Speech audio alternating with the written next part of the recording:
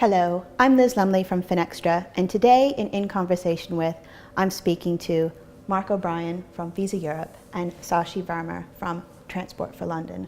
And we're going to have a bit of a discussion about, basically Londoners' favorite topic of conversation, or anyone that lives in a big city, which is public transportation, and how contactless is really changing the customer experience. So I'm going to start off with a question, and Shashi, I'll direct it at you first, and then Marc, I'd like to have your opinion. I mean, we've recently seen news that contactless payments on London buses, which is sort of an alternative to paying with the Oyster card, have reached, 1 million contactless payments. So what do these numbers mean for that customer experience, that contactless payment in London?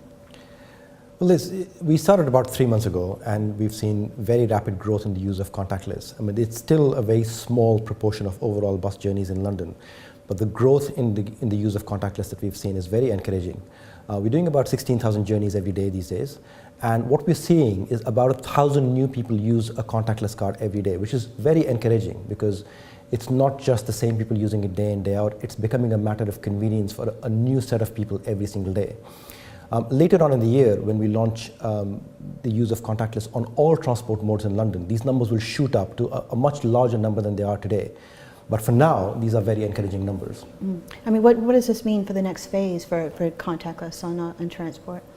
Well, contactless has been growing really strongly over the last several years, and we got to the point last summer where we had 1 million transactions in the month of July, the month of the Olympic Games. We're now doing 1 million contactless transactions every single week. So we're seeing exponential growth now. And a large part of that is the rollout of terminals to national brand stores like Marks and Spencer's, the Post Office, Boots. But bringing on board the Transport for London is absolutely a terrific fill-up for the volume of contactless transactions. And as Shashi said, getting all 8,500 buses now to take contactless cards is tremendous, and bringing the tube on next year is going to be even better. I mean, in many metropolitan areas, I think transport is used as sort of the first entry for contactless for the publication. So, but what has been the customer feedback, Shashi, on this, using the contactless cards on buses, outside of just the number of trips that you're seeing? Well, Liz, the biggest issue that we've had with customers is contactless cards clashing with Oyster cards when they're presented together.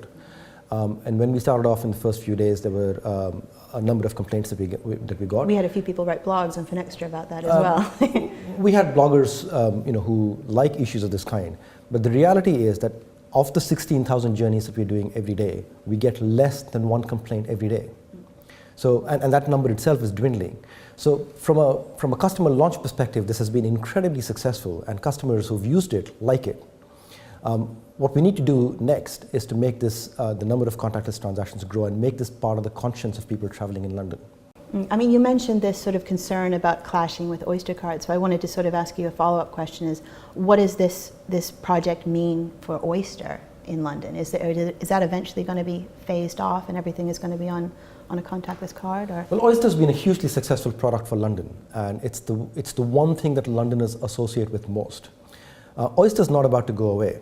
What we're trying to do here is to increase the convenience that we offered with Oyster by offering contactless payments to customers.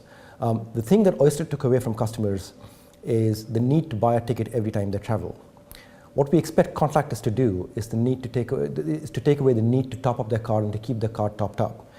It is something that some customers are going to like. Many customers are going to use contactless payments, but it's not a product that's suited for everyone.